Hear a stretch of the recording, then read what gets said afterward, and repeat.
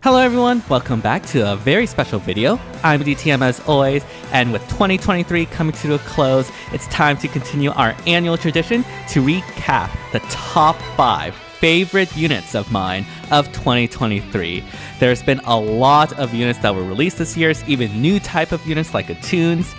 Spoiler, the Attunes we have are not going to appear on this list, but I figured I'd mention them anyways.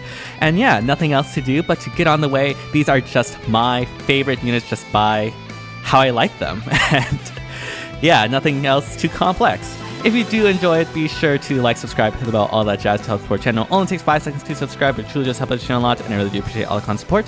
And yeah, nothing else to do but to get on our way with number 5. So starting at number 5, we have one of the first units released this year, actually. We have New Year's Asker and Emblem, of course. Oh my goodness, I just love the two of them as a duo.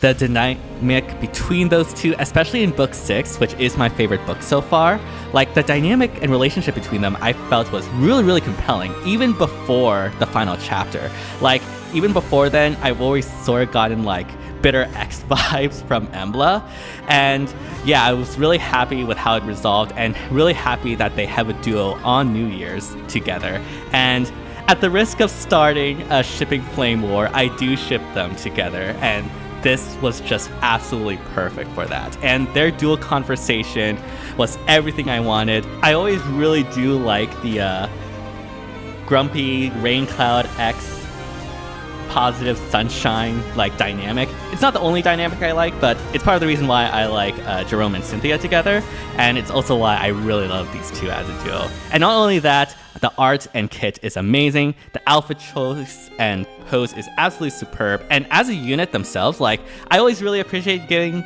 extra special cooldown support. I think special cooldown support is really fun, and yeah, I need more Asker Emblem content, as we need that this upcoming year. But yeah, that's my number 5 favorite unit. Up next we have is number 4. So at number 4, we have Legendary Alear. Now, Legendary Alear, or just Alear herself, actually became a favorite character of mine in Engage. She's not my number 1 favorite, but I actually found her character arc and journey in Engage to be really good. About, trying to find a place in the world, doing the found family themes, and eventually being able to overcome who she is and become what she wants to be. And I just really love that, and especially I love her interactions with Veil. I think the two of them together are just amazing, and the journey, themes, and growth that she does is very compelling. As a unit, she is definitely my favorite Omni tank right now. She just tanks and kills everything with her Brave and with Dragon Blast, which is one of my favorite specials in animations. The DR piercing support is very useful, and I really wish that she can be used in more seasons. That's part of the reason why she's at number 4 and not more, is just that I can't really use her as much due to being season locked. So that is a little bit unfortunate, but again, I really do love using her when I am able to. And not only that, again, like, she has amazing animations. Like, they are absolutely pristine, and I love them so much. But yeah, that's here at number 4. Next we have is number 3. Continuing on the Engage train, if you will, at number 3 we have Veil, aka Mythic Veil, who is my favorite character in Engage. Veil is just so amazing. I really loved her story and struggle in the game, and I found it very compelling. The journey of her to find her sibling and to rebel against Sombron, her father, despite the huge difficulties it caused.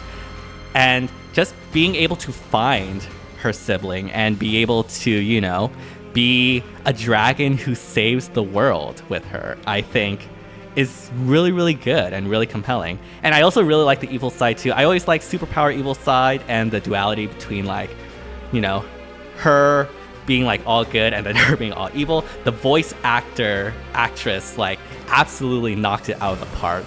And like one particular part, like, I think really encapsulates everything I like about Veil as a character and that is at the beginning of chapter 22, where, you know, it's in the afterlife, and Vale, like, has basically just given up and lost all hope. But despite all that, she is still able to find the resolve to continue forward, to push forward, not be determined by who she is as a fell dragon, but to be a dragon who saves the world again. And yeah, I love Vale so much. Her character arc and journey was amazing, and I'm so happy she's in FEH. Really, really cool mythic. Like, Scowl support is just absolutely amazing. It's one of the best defensive supports you can have right now, and I frequently use her actually with Legendary Allure. Those two are generally my go-to when it comes to a lot of the casual content these days. And of course, there's also some thematic. And Scowl support is also very powerful in SD. I've used her in a bunch of SD teams, although facing against her is really annoying because, like, a lot of my teams rely on specials to secure kills, and yeah, Vale stops that. So, you know, Vale, why do you portray me like this? But yeah, definitely number 3 favorite character is Vale, and yeah, really happy she's in the game finally. But yeah, anyways, up next we have is number 2. So at number 2, we have a last-minute addition, I guess we can say. Although I don't think it would be too surprising. We have Winter Edelgard. Last year, we had Summer Edelgard as my number 1. This year, we have Winter Edelgard as number 2. And like I mentioned before, Edelgard is my favorite 3 Houses Lord, and I just always love the gameplay direction FEH has for her, which is her 3-action theme. It just fits my playstyle really well. And not only that, in terms of like the ult itself, I really love the outfit. I'm normally not a big fan of winter seasonals because they generally always look like the same. Like, there's only so many variations of Santa outfits, right? But I actually really do like this time with like the horns and everything. And of course, in her kit, like the DR piercing and the flames is just super satisfying seeing all the fire everywhere, which I don't know what that says about me, but moving on. She is super fun to use in AR. Like, again, triple action Gale Force is just fits my playstyle so well and is super, super fun. And she is really, really good as initiator, especially when you're summer supported with her. It allows her, with triple mythic buffs, to have enough HP to avoid the hex traps, which is really, really, like, just offers a lot of flexibility, which I really, really like. And yeah, she is currently my answer to Cavline teams. Like, before her, whenever I face a Cavline teams, I basically just have to plonk Brave Corrin and pray, which is not exactly how I like to do my AR matches. I prefer, like, again, more player face oriented strategies. And with Winter Edelgard, she is my savior and my answer to those Cavline teams. So I no longer fear Cavlines thanks to her. Now, unless you're Joel, who has Gatekeeper on his Cavline, because, you know, Joel hates fun, but I guess to each their own. And yeah, for that reason, Winter Edelgard is my second favorite unit released this year. Now, before we get into our number 1, we do have some honorable mentions. So the first honorable mention we have is, of course, the Lucina alt of the year. We do have Rearmed Lucina, who, again, has the future vision shenanigans, which I always love, and I always love more Lucina content, especially one with the Fire Emblem and the really cool axe, who might be having some inspiration from her mother, kind of suspicious. But anyways, yeah, she's not on the top 5 list, mainly because, like, I currently have her at level 1. She's unbuilt. Unfortunately, like, I had to build, like, Winter Edelgard and Yunaka first for Ether Raids and Summoner's Duels, and I haven't really got the chance to build her, so I haven't really used her yet. So, yeah, for that reason, she's just an honorable mention. I'm also not the biggest fan of the art, to say the least. I would have much rather have her in the Exalted outfit. I really do hope we get that eventually. But yeah, for those reasons, she's an honorable mention. Of course, really, really glad she's has another alt with an upgraded future vision, which is always a plus. For the second honorable mention, and the last one, we, of course, have Winter Yunaka.